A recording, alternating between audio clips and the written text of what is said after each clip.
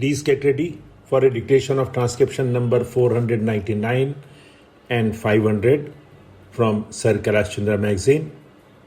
5 seconds.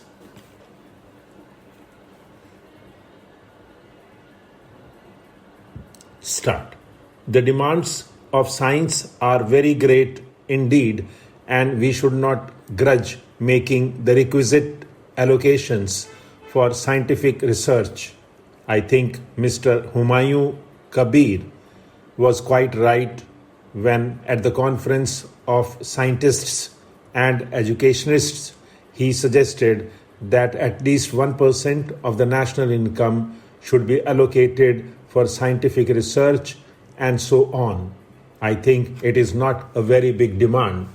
At present, we spend only rupees 40 crores, and that is not by any account an adequate sum which is needed in order even to implement what has been spelled out in the Scientific Policy Resolution of 1958. What is the use of passing a resolution and declaring from the top of the house to the world and at the same time not making adequate financial allocations in order to carry out the tasks set out in that resolution? Therefore, the blame in this matter largely lies with the government and the cabinet.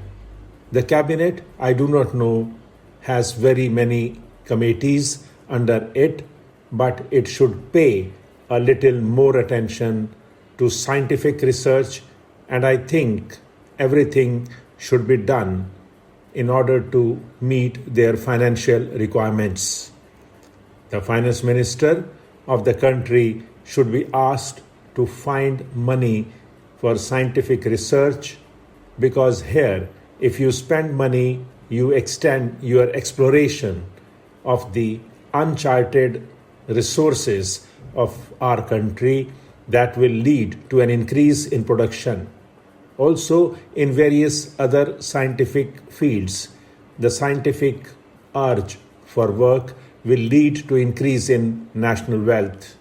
Therefore, whatever we may spend today out of our financial resources or even by deficit financing, if you like, that will be more than rewarded by the rapid strides that we would be making a few years after as a result of scientific investigations, discoveries, and so on. That is very important. We should have a far-sighted view in this matter, and we must try to see beyond our nose. As far as the finance minister is concerned, when it comes to science, he certainly does not see beyond his nose, and that is the trouble with him. Will the Honorable Minister in charge of scientific affairs kindly pull up his colleagues in the cabinet meetings and tell him as to how he should pay a little more attention to the problems and requirements of science in the progress of India. We have today, for example, 25,000 persons engaged in scientific work. This is not adequate at all for a vast country like this and a developing country like this. We want to develop apace. Therefore, that number is far too inadequate in proportion to the size of the country. The number of science graduates and technical graduates, again, is not very large. Therefore, these figures can be gone into. I do not wish to take your time by giving these figures, but I think any scientist will tell you that in this matter we have been rather deficient, and we are not aware that in order to go ahead in bigger strides, we must put on the field a larger number of scientific workers, and how can it be done unless the entire system is properly organized and the resources are found. Additional funds are therefore particularly essential to put into commission a larger number of scientific workers for carrying out the tasks even as they have been set out in the scientific policy resolution. Here then comes the question of utilization of funds in the most economic manner. I regret to say, from a layman's study of some of the things, that the funds are not being properly utilized. I am not blaming the scientists in this connection. It is the job of the administrators to see that funds are properly utilized, and for one thing, they should be based on definite projects within the framework of the national program. There should not be any desultory flow in this or that direction. It should be given a purpose and based on a certain project apart from other things.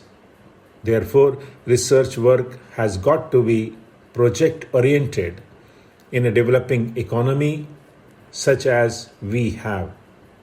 As I said, the question of coordination is very important, and compartmentalization must go. Not that there should not be branches, but there should not be what we understand as compartmentalization. A scientific policy commission should be appointed. I am not in favor of having a minister. In this connection, I must mention about our great private sector.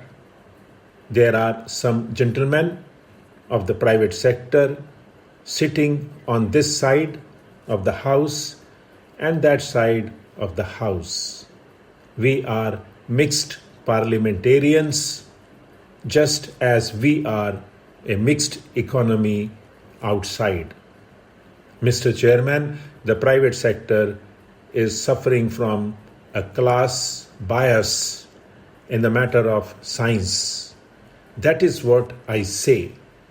They direct the scientific research and activity within their sphere from a narrow range of interest and from a narrow motive. I am not advocating a class war in this house. Under the circumstances, it is only natural, sir, that we should have some measure by which the university education can be coordinated into something which will cater for national unity and for national recovery in the sphere of education.